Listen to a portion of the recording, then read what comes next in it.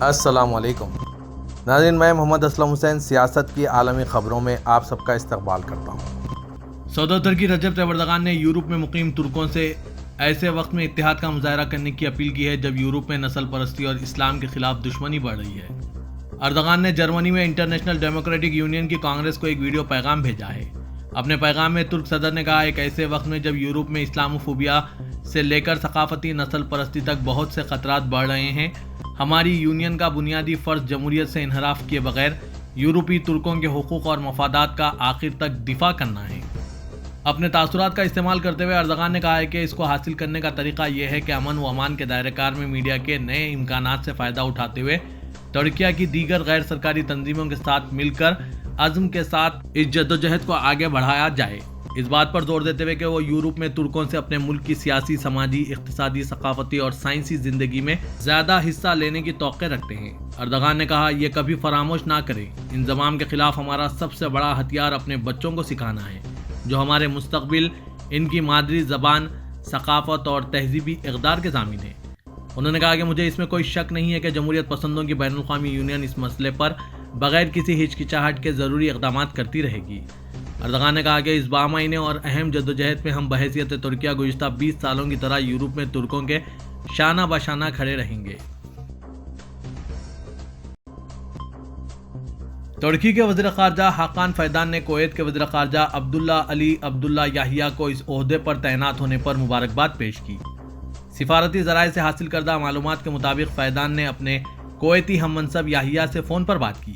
وزیر فیدان نے اپنے کویتی ہم منصب یحییٰ کو وزیر خارجہ کے طور پر تقرری پر مبارکباد پیش کی اور یکم تا 3 مارچ 2024 کو ہونے والے انطالیہ ڈپلومیٹک فورم میں شرکت کی دعوت دی۔ ترکیہ اور کویت کے درمیان دوستی اور بھائی چارے کی طرف توجہ مبذول کراتے ہوئے فیدان اور ان کے کویتی ہم منصب یحییٰ نے ملاقات کے دوران دونوں ممالک کے درمیان تعلقات کو مزید مضبوط بنانے کے عزم کی تصدیق کی۔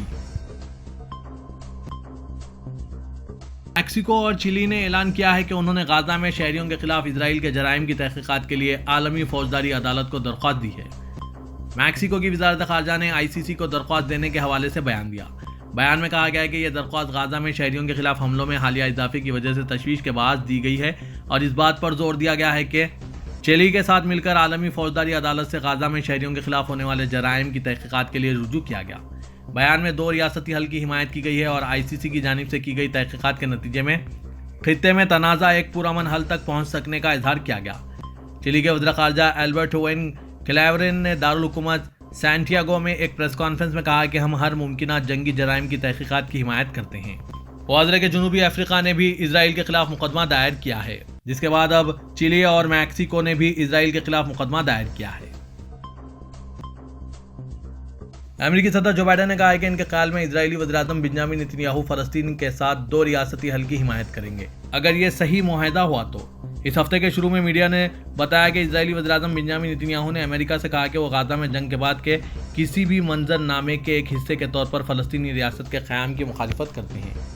جو بائیڈن نے میڈیا کے ایک سوال کے پوچھے جانے کے جواب میں بتایا کہ نتنیاہو 2 ریاستی حل کی مخالفت پر اپنا ذہن بدل سکتے ہیں۔ جو بائیڈن نے یہ بھی کہا کہ ان کا خیال ہے کہ وہ نتنیاہو کو 2 ریاستی حل کی حمایت پر قائل کر سکتے ہیں۔ اس سے پہلے دن میں وائٹ ہاؤس نے کہا کہ جو بائیڈن اور نتنیاہو کے درمیان ٹیلی فون پر بات چیت ہوئی، جس میں امریکی صدر نے 2 ریاستی حل کے اپنے ویژن پر تبادلہ خیال کیا، یہ اسرائیل کی سلامتی کی ضمانت بھی دیتا ہے۔ اقوام متحدہ کے بچوں کے ادارے یونیسیف نے انکشاف کیا ہے کہ غزہ میں 3.5 ماہ سے جاری اسرائیلی جارحیت اور وحشیانہ بمباری کے دوران تقریباً 20,000 بچے پیدا ہوئے ہیں۔ خبر رساں AFP کے مطابق یونیسیف کی ترجمان نے حال ہی میں غزہ کی پٹی کے دورہ کر کے واپس جنوا پہنچی ہے اور انہوں نے بیان کیا کہ غزہ میں مائیں بچوں کو جنم دیتے ہوئے دم توڑ رہی ہے۔ یونیسیف کے مطابق 7 اکتوبر سے شروع ہوئی اس جنگ کے بعد سے اب تک تقریباً 20,000 بچے جنم لے چکے ہیں اور ہر 10 منٹ میں ایک بچہ پیدا ہو رہا ہے۔ انہوں نے کہا کہ ماں بننا خوشکن لمحہ ہوتا ہے، لیکن غزہ میں ہر بچہ جنم لے رہا ہے، بچے سسک رہے ہیں، مائیں تڑپ تڑپ کر موت کے منہ میں جا رہی ہے۔ ان حالات میں ہمیں راتوں میں نیند نہیں آنی چاہیے۔ اس موقع پر یونیسیف کی ترجمان نے ان حملوں کی وجہ سے بدترین مشکلات کا سامنا کرنے والی خواتین کی کہانیاں بھی سنائیں۔ ایک خاتون مشال کا ذکر کرتے ہوئے انہوں نے بتایا کہ جب گھر پر حملہ ہوا تو مشال حاملہ تھی، ان کے شوہر کئی دن تک گھر کے ملبے تلے دبے رہے اور بچے نے بھی نقل و حرکت بند کر دی تھی۔ ان کا کہنا تھا کہ خاتون نے بتایا کہ 1 ماہ بعد انہیں یقین ہو گیا کہ بچہ نہیں رہا اور اب بھی طبی امداد کی منتظر ہیں۔ انہوں نے بتایا کہ مشال نے کہا کہ بچے کے لیے بہتر ہے کہ وہ اس بدترین صورتحال میں پیدا نہ ہو۔ یونیسیف کی ترجمان نے کہا کہ حاملہ خواتین اور نومولود بچوں کو غزہ میں جس صورتحال کا سامنا ہے اس کا کوئی سوچ بھی نہیں سکتا، لہٰذا اس صورتحال میں فوری طور پر اقدامات کرنے کی ضرورت ہے۔ واضح کہ 7 اکتوبر سے اب تک غزہ پر جاری اسرائیلی دہشت گردی، بمباری اور زمینی کارروائیوں میں کم از کم 24,762 فلسطینی شہید ہو چکے ہیں۔ امریکہ میں ایک چھوٹے طیارے نے خراب موسم کے باعث ہائی وے پر ہنگامی لینڈنگ کر ڈالی۔ امریکی میڈیا کے مطابق آج واشنگٹن ڈلس انٹرنیشنل ایئرپورٹ سے اڑان بھرے ایک چھوٹے مسافر طیارے نے خراب موسم کے باعث چند ہی منٹ بعد ہنگامی طور پر ورجینیا کے ہائی وے پر لینڈنگ کر دی۔ طیارے نے ڈلس ایئرپورٹ سے لینکاسٹر پینسلوینیا جانے کے لیے اڑان بھری تھی۔ طیارے میں 7 افراد سوار تھے۔ خوش قسمتی سے حادثے میں کوئی جانی نقصان نہیں ہوا۔ عملہ اور مسافروں میں سے کوئی بھی زخمی نہیں ہوا۔ پولیس حکام کا کہنا تھا کہ طیارے کو فلوریڈا کا 27 سالہ پائلٹ احمد اویس اڑا رہا تھا۔ مسافروں میں ایک 15 سالہ لڑکا بھی شامل تھا۔ نوجوان پائلٹ احمد اویس نے ہائی وے پر ہنگامی لینڈنگ کر کے مسافروں کو بچا لیا۔ نمازیوں کی سہولت کے لیے سعودی حکومت نے مسجد نبی صلی اللہ علیہ وسلم میں متعلقہ انکوائری آفس میں 6 زبانیں بولنے والے عملے کی تعیناتی کی ہے۔ غیر ملکی ذرائع ابلاغ کے مطابق مسجد نبی صلی اللہ علیہ وسلم میں تعینات کیا جانے والا عملہ عربی، انگریزی، اردو، انڈونیشی، فارسی اور ترکی بول اور سمجھ سکتا ہے۔ دی انکوائری اباؤٹ مدینہ سینٹر کا عملہ روز رسول صلی اللہ علیہ وسلم کے علاوہ مدینہ کے تمام اہم مقامات بشمول اسلامی تہذیب کے میوزیم اور عالمی میلے کے بارے میں آنے والے زائرین اور نمازیوں کو معلومات فراہم کرتے ہیں۔ معمر افراد بھی نقل و حرکت کے لیے اس مرکز سے مدد لے سکتے ہیں۔ ایمرجنسی کی صورت میں اس سینٹر سے معلومات بھی حاصل کی جا سکتی ہے۔ 24 گھنٹے کام کرنے والا عملہ زائرین کو مدینے کی دیگر جھلکیاں اور آمد و رفت کے بارے میں معلومات فراہم کرتا ہے۔ واضح ہے کہ مسجد نبی صلی اللہ علیہ وسلم میں گزشتہ ہفتے 5,50,911 افراد نے نذرانہ عقیدت پیش کیا، جبکہ 1,30,401 مرد اور 1,15,551 خواتین نے نماز ادا کی۔ سعودی وزیر خزانہ محمد الجدان نے کہا ہے کہ سعودی عرب عوام پر انکم ٹیکس لگانے کی کوئی منصوبہ بندی نہیں کر رہا ہے۔ محمد الجدان نے ورلڈ اکنامک فورم کے دوران بلومبرگ سے گفتگو اور مباحثے میں سوال کا جواب دے رہے تھے۔ سعودی وزیر خزانہ نے کہا کہ سعودی عرب میں انفرادی افراد پر انکم ٹیکس لگانے کا کوئی ارادہ نہیں۔ اس حوالے سے سعودی عرب کی پالیسی بہت واضح ہے۔ سعودی عرب آمدنی کے مقامی ذرائع کی فراہمی پر توجہ مرکوز کیے ہوئے ہیں۔ یہاں ویلیو ایڈڈ ٹیکس عائد ہے۔ محمد نے بتایا کہ مملکت میں کمپنیوں اور غیر ملکی سرمایہ کاروں سے انکم ٹیکس لیا جا رہا ہے، جبکہ مقامی باشندوں سے زکوٰۃ وصول کی جا رہی ہے۔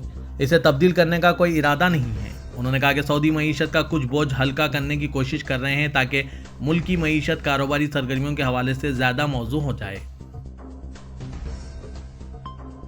عرب لیگ کی تعلیمی، ثقافتی اور سائنسی تنظیم ایلسکو کے زیر اہتمام عالمی جائزوں میں عرب شراکت کے عنوان سے ورکنگ سیشن کا انعقاد عمل میں لایا گیا۔ سعودی پریس ایجنسی کے مطابق یہ سیشن تیونس میں قائم تنظیم کے ہیڈ کوارٹر میں منعقد ہوا۔ ورکنگ سیشن میں ایلسکو کی طرف سے عرب تعلیمی اداروں میں ڈیجیٹل ٹرانسفارمیشن اور صلاحیت بڑھانے کی کوششوں پر تبادلہ خیال کیا گیا۔ عرب تعلیمی کونسلوں کے سربراہان کے اعلیٰ سطح کے اجلاس کے اگلے روز شرکاء نے عرب لیگ کی طرف سے منظور کردہ حروف تہجی کی ترتیب کا جائزہ لیا۔ وزارت تعلیم کے انڈر سیکرٹری برائے عمومی تعلیم ڈاکٹر حسن بن محسن خرمی نے سیشن میں شریک سعودی وفد کی سربراہی کی۔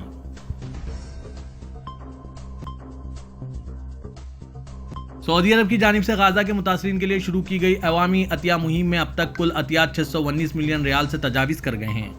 سبق ویب سائٹ کے مطابق شاہ سلمان بن عبدالعزیز اور ولی عہد شہزادہ محمد بن سلمان کی ہدایت پر غزہ کے لیے عوامی عطیات مہم جاری ہے۔ مہم شروع کیے جانے کا اعلان شاہ سلمان مرکز برائے انسانی امداد کے نگران اعلیٰ اور شاہی مشیر ڈاکٹر عبداللہ بن عبدالعزیز العربیہ نے کیا تھا۔ غزہ کے متاثرین کے لیے شروع کی گئی عطیہ مہم میں سب سے پہلے شاہ سلمان بن عبدالعزیز کی جانب سے 30 ملین ریال عطیہ کیے گئے۔ بعد ازاں ولی عہد شہزادہ محمد بن سلمان کی جانب سے 20 ملین ریال کا عطیہ مرکز کے ساہم پورٹل میں جمع کیے گئے۔ مہم شروع ہونے سے اب تک 16,05,000 افراد نے غزہ میں اپنے فلسطینی بھائیوں کے لیے عطیات جمع کرائے ہیں۔ پاکستان اور ایران کے درمیان تعلقات معمول پر آنے کے بعد فضائی ٹریفک بھی بحال ہونے لگی ہے۔ مغرب سے پاکستان کی حدود میں آنے والی پروازوں کی تعداد میں اضافہ ہو گیا ہے۔ ایران سمیت مغربی سمت سے پاکستان کی فضائی حدود میں داخل ہونے والی پروازوں کی تعداد معمول پر آ گئی ہے۔ روزانہ 700 پروازیں پاکستان کی فضائی حدود سے گزر رہی ہے۔ پاک ایران کشیدگی کے پیش نظر گزشتہ دنوں پاکستانی حدود سے گزر رہی پروازوں کی تعداد روزانہ 400 تک کم ہو گئی تھی۔ خیال رہے کہ پاکستانی فضائی حدود کو استعمال کرنے والی پروازوں سے سول ایویشن اتھارٹی کو خطیر آمدنی حاصل ہوتی ہے۔ پاکستانی کرکٹر شعیب ملک نے اداکارہ ثنا جاوید سے شادی کر لی ہے۔ دراصل ہندوستانی ٹینس اسٹار ثانیہ مرزا سے ان کی طلاق کے بارے میں کافی عرصے سے قیاس آرائیاں کی جا رہی تھی۔ دوسری طرف شعیب ملک نے 20 جنوری یعنی آج ہفتے کو اپنی شادی کی تقریب کی تصاویر سوشل میڈیا پر شیئر کی۔ شعیب ملک نے اپنی شادی کی تقریب کی تصاویر social media platform X پر پوسٹ کی۔ ثنا جاوید ایک پاکستانی اداکارہ ہیں۔ ثنا نے 2018 کے سب سے بلاک بسٹر ٹیلی ویژن ڈرامہ کانی میں صنم خان نامی مرکزی کردار ادا کیا تھا۔ اس سے پہلے ہندوستانی ٹینس اسٹار ثانیہ مرزا نے ایک پوسٹ شیئر کی تھی جس کی وجہ سے ان کے اور شعیب ملک کے درمیان طلاق کی افواہیں تیز ہو گئی تھی۔ اس میں انہوں نے لکھا تھا کہ شادی مشکل ہے، طلاق مشکل ہے، اپنی مشکل کا انتخاب کریں۔ اس کے ساتھ انہوں نے لکھا تھا موٹاپا مشکل ہے۔